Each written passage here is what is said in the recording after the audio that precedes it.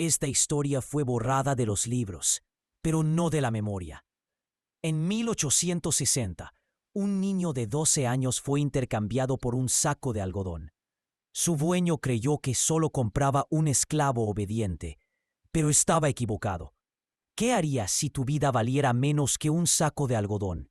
Esta es la historia real de cómo un hombre convirtió su dolor en poder y cómo el sur jamás olvidó su nombre. Capítulo 1. El precio de un saco de algodón. Plantación Blackwell, Mississippi, verano de 1860. El sol quemaba como hierro al rojo vivo sobre mi espalda desnuda. Mis manos, agrietadas y ensangrentadas, arrancaban las bolas blancas de algodón con la urgencia de quien sabe que el látigo llega antes que la sombra. El sudor mezclado con tierra formaba ríos oscuros sobre mi piel. A mis 12 años, ya conocía el peso de una jornada que empezaba antes del alba y terminaba cuando los grillos cantaban su canción de medianoche. ¡Ah! ¡Más rápido, negro! Rugió el capataz, un hombre barrigón con dientes podridos y un sombrero deformado por el sol. Este campo no se cosecha solo. Sentí el golpe del látigo antes de oír el silbido. Una línea de fuego cruzó mis hombros, pero apreté los dientes. Llorar era un lujo que no me permitía. Mamá Bessie me lo había dicho la noche en que me separaron de ella. Los demonios blancos se alimentan de lágrimas, hijo. Guarda las tuyas para cuando estés solo. Esa tarde, mientras los esclavos éramos contados como ganado, vi al amo Blackwell conversando con un hombre vestido de gris, piel curtida por el sol y una cicatriz que le dividía la mejilla. «Tiene brazos fuertes», dijo el extraño, señalándome con un bastón. «Le doy un saco lleno de algodón de Alabama por él». El amo Blackwell me miró como si calculara el valor de una herramienta rota. «Es joven. Dame 2 sacos». El hombre rió, escupió tabaco al suelo y dijo la frase que cambiaría mi vida. «Un saco, y no regateo con basura». El amo asintió. Me ataron las manos con una cuerda áspera y me subieron a un carromato. Antes de que los caballos arrancaran, alcancé a ver a mamá Bessie corriendo hacia mí, sus pies descalzos levantando polvo. Los guardias la detuvieron a golpes, pero su grito quedó grabado en mi alma.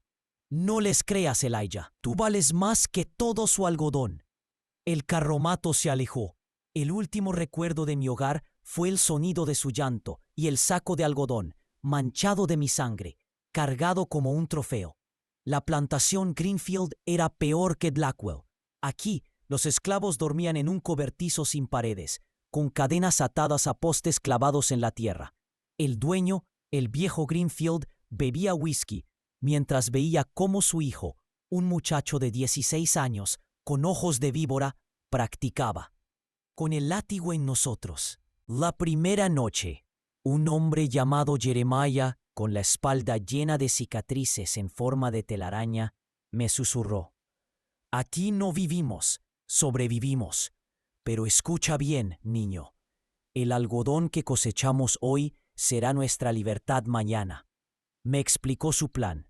Algunos esclavos escondían bolas de algodón en sus bocas o entre las ropas. Las vendían en secreto a un mercader abolicionista que pasaba cada luna llena. «Un día tendremos suficiente para comprar nuestros papeles», dijo, «o para quemar esta maldición hasta los cimientos». Pasé 3 años juntando algodón robado, grano a grano, hasta que una madrugada el hijo de Greenfield descubrió a Jeremiah con las bolas escondidas en un trapo. Lo colgaron de un árbol, frente a todos nosotros. «Esto pasa por robar», gritó el viejo Greenfield, mientras su hijo se divertía prendiendo fuego a los pies de Jeremiah. La próxima vez serán 10. Antes de morir, Jeremiah me miró. No dijo nada, pero entendí. Esa noche, bajo la luz de una vela hecha con grasa robada, tallé una palabra en el suelo de tierra con un clavo oxidado: libertad. Al año siguiente, estalló la guerra. Los blancos hablaban de Lincoln y de esclavos rebeldes. Una noche, un grupo de hombres armados, negros como yo, pero con rifles y uniformes azules, llegó a Greenfield. «Somos el 54 Regimiento de Massachusetts», gritó su líder. «Todos los esclavos están libres por orden del presidente». El viejo Greenfield blasfemó, pero cuando apuntaron sus fusiles, se orinó encima. Mientras los demás corrían hacia la libertad, yo me quedé un segundo más. Recogí un saco de algodón del almacén, el mismo que había ayudado a llenar con sangre. «Esto no es pago suficiente», le dije al viejo, que temblaba en el suelo. «Pero volveré por el resto». Él escupió. «Negro, morirás en la calle». Sonreí. «No, pero tú sí». Salí caminando, mientras Greenfield ardía a mis espaldas. Capítulo 2. La cicatriz y el dólar. 1863, campamento del 54 Regimiento de Massachusetts, Carolina del Sur. La primera vez que sostuve un rifle, las manos me temblaron. No por miedo, sino porque pesaba menos que las cadenas que arrastré en Greenfield. El sargento Cyrus, un hombre negro, alto como un roble, con una cicatriz que le cruzaba el pómulo, me lo arrebató. «Esto no es un asadón, muchacho. Si lo aprietas así, te revienta el hombro». Ajustó mis dedos sobre el metal frío. «Aquí, así se sostiene la libertad». En el ejército, aprendí que los uniformes azules no borraban los prejuicios. Los soldados blancos nos llamaban soldados de algodón detrás de nuestra espalda. Nos enviaban primero a las trincheras. Nos daban las raciones podridas. Pero también aprendí algo valioso. En la guerra, hasta un hombre negro podía volverse imprescindible. El capitán Whitmore, un abolicionista de Boston con ojos claros como el hielo, me sorprendió una noche leyendo las órdenes tácticas que había robado. En vez de castigarme, me entregó un libro gastado. «Si puedes leer esto, eres más peligroso que 10 fusiles». Era Common Sense, de Thomas Paine. Lo devoré bajo la luz de las hogueras, las palabras ardiendo más que el fuego. Un gobierno que no protege al hombre es un gobierno que no merece hombres. Tras la batalla de Fort Wagner, donde la tierra se tiñó de azul y negro, conocí a Jacob Freeman, un antiguo esclavo convertido en comerciante. Vendía tabaco y clavos a las tropas, pero su verdadero negocio eran las letras de cambio. «Mira bien, Elijah», me dijo mostrándome un billete arrugado. «Esto vale más que una bala. Los blancos matan por eso, pero también se arrodillan ante ello». Me enseñó a sumar, a calcular intereses, a distinguir un dólar falso de uno real. «La plata no tiene color», repetía. Cuando la guerra terminó en el 65, Jacob me dio 2 cosas. Un saco con $37 en monedas, los ahorros de ambos. Una advertencia: nunca confíes en un banquero sureño. Caminé durante semanas hasta Mississippi. Las plantaciones ahora eran tierras baldías llenas de maleza y casas quemadas. En Vicksburg, un cartel anunciaba: «Se venden tierras confiscadas a traidores. Preguntar en la oficina del Freedmen's Bureau». El agente, un hombre blanco con bigote y chaqueta de lino, me miró con desdén cuando pedí ver los registros. «¿Sabes leer, muchacho?» «Sí, señor. Y sumar», respondí, dejando caer mi bolsa de monedas sobre su mesa. El sonido del metal calló sus burlas. Compré 40 acres al norte de Blackwell, donde el río Yazoo serpenteaba cerca de un viejo almacén en ruinas. La tierra era dura, llena de raíces de algodón muerto, pero era mía. Contraté a otros libertos. Benjamín, un herrero que forjaba herramientas con balas fundidas, y Sara, que había sido cocinera en Luisiana y sabía hacer pan con harina de maíz y esperanza. Trabajamos de sol a sol. Cultivamos maíz y tabaco, donde antes solo hubo algodón. Y cuando el primer brote verde rompió la tierra, lloré. Fue en el mercado de Jackson, En 1870. Llevaba un traje de lana fina, el primero de mi vida, y una cartera con papeles de propiedad. Entre la multitud, reconocí aquella cicatriz en forma de media luna. Era el hijo de Greenfield, ahora con ropas harapientas, vendiendo un reloj sucio por un puñado de centavos. Nuestros ojos se encontraron. Él frunció el ceño, tratando de recordar. Yo sonreí, dejando que el tiempo hiciera su trabajo. ¿Necesita ayuda, señor?, le pregunté, haciendo brillar mi anillo de oro bajo el sol. Su cara se descompuso cuando finalmente me reconoció. ¿Tú eras él? Sí, interrumpí, ajustándome el reloj de cadena que valía más que su vida pasada. Ahora, ¿cuánto pide por ese trasto? Capítulo 3. La casa en la colina. 1872. Condado de Yazoo, Mississippi. El invierno anterior había sido cruel. El río Yazoo se heló por primera vez en la memoria de los ancianos, y los lobos bajaron de las colinas buscando comida. Pero cuando llegó la primavera, mi tierra, aquellos 40 acres malditos por Blackwell, floreció.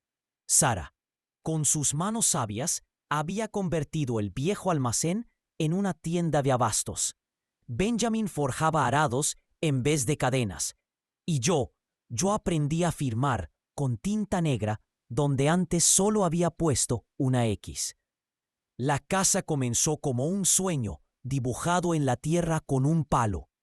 Aquí irá la galería, le dije a Benjamin, señalando hacia el este, para ver el amanecer sin que nadie me grite a trabajar. Unto. Los vecinos, blancos pobres y libertos, murmuraban. Algunos ofrecían protección por un precio. Otros quemaron cruces en el límite de mi propiedad. Pero cuando el Banco de Memphis me otorgó un préstamo con mis cosechas de tabaco como garantía, las sonrisas falsas se congelaron. El día que colgamos el letrero E. Freeman & Co. sobre la puerta, Sara horneó un pastel de melaza. «Sabe a libertad», susurró, con lágrimas atrapadas en sus pestañas. El sheriff Callahan llegó en agosto, con su estrella de latón brillando bajo el sol. «Freeman, hay que hablar de tus empleados», dijo, escupiendo tabaco cerca de mis botas nuevas. «Los Daniels dicen que les robaste 2 bueyes». Desde la ventana vi a Benjamín tensar los músculos, listo para defender lo nuestro. Pero esta vez, las palabras eran mi arma. «Tengo recibos de compra, sheriff», respondí, sacando un libro con páginas selladas. «Y si los Daniels insisten, puedo demandar por difamación. El juez Parker en Vicksburg me debe un favor».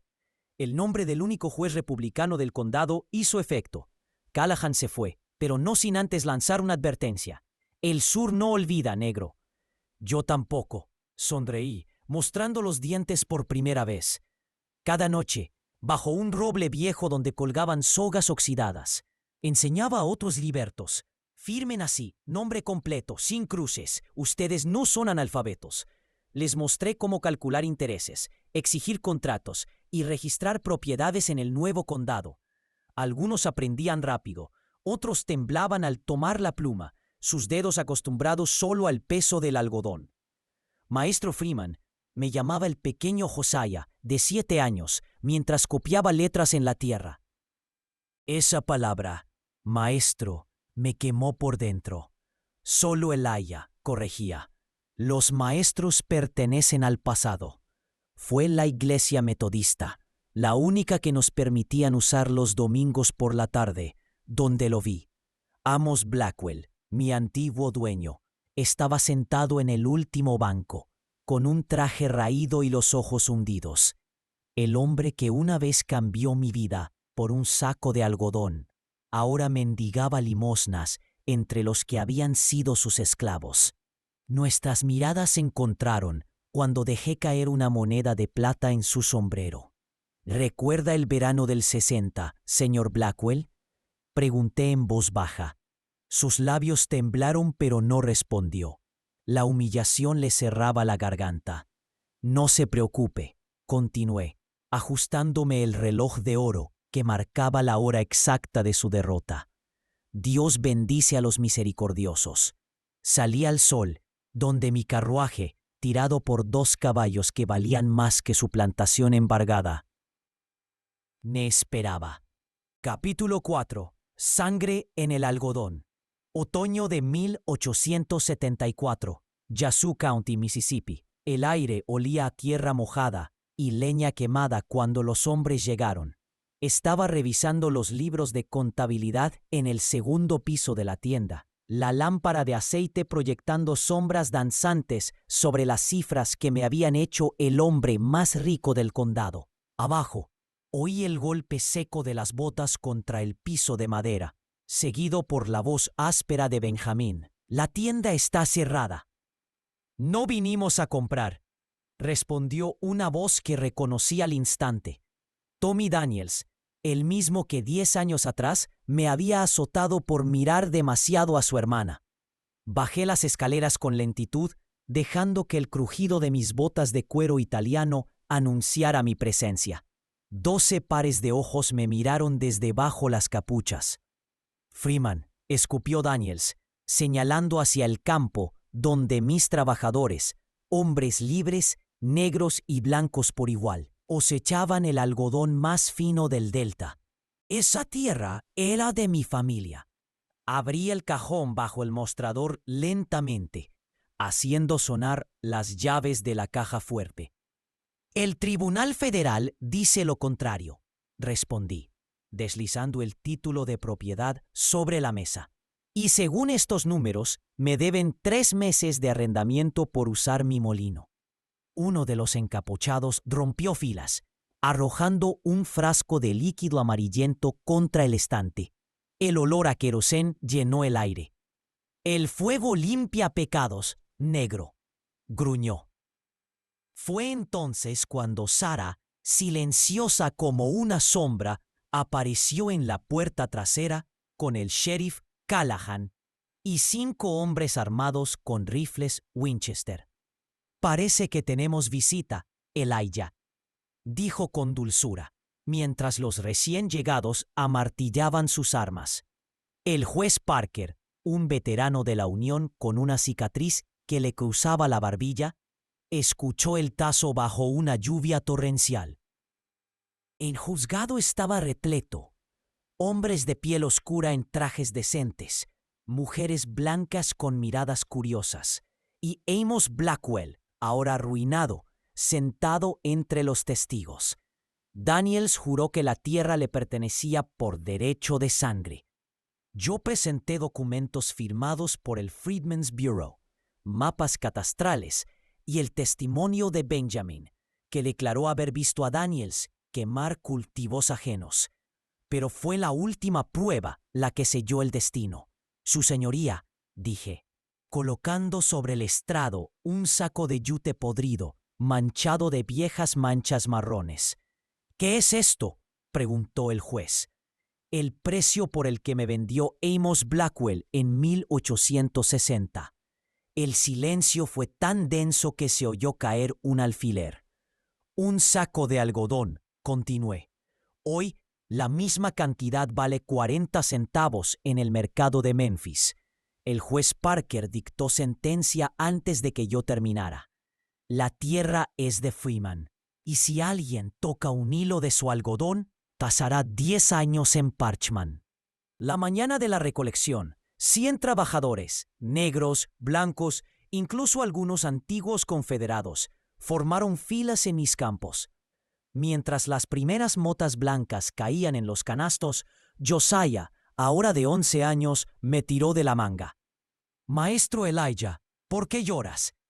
No supe explicarle que las lágrimas no eran por el algodón, eran por mamá Bessie, que jamás vería esto, por Jeremiah, colgado de un árbol, por los $37 que Jacob y yo escondimos en una lata oxidada, y por el hombre quebrado que ahora barría el piso de mi almacén, evitando mi mirada. Capítulo final. El precio de la memoria. Invierno de 1876. Plantación Freeman, Mississippi.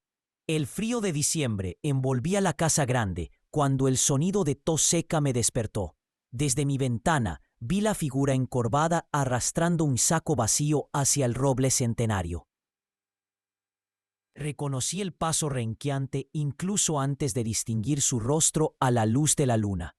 Amos Blackwell estaba muriendo. Lo encontré apoyado contra el árbol, con los dedos aferrados a la corteza donde alguna vez ataron las sogas. Su respiración sonaba como hojas secas pisoteadas. Freeman, escupió, limpiándose los labios agrietados con un paño manchado de sangre. Necesito un médico. El viento silbó entre las ramas mientras medía mis palabras. El doctor Henderson cobra $2 por visita. Su risa se convirtió en un acceso de tos. Cuando recuperó el aliento, sus ojos vidriosos miraron hacia la casa que alguna vez fue suya. «Me vendiste mi propio caballo», murmuró. Mi reloj de oro». Ajusté el abrigo de lana fina sobre mis hombros. «Negocios son negocios, señor Blackwell». En el silencio del amanecer, mientras los primeros trabajadores llegaban a los campos, tomé una decisión.